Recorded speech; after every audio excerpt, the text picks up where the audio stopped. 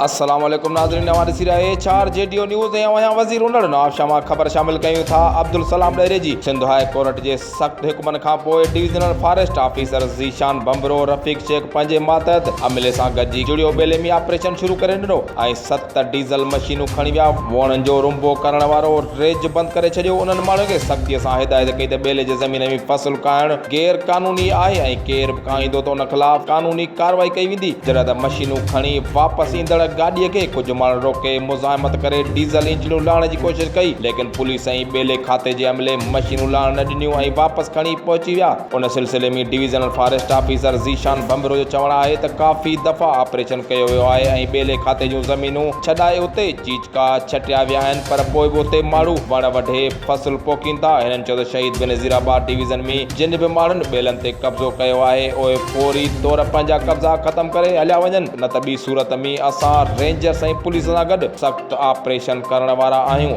HR जेडी news में फ़िलहाल एतिरो ई। वधीक ख़बरनि जी अपडेट्स लाइ ॾिसंदा रहो HR जेडीओ न्यूज़।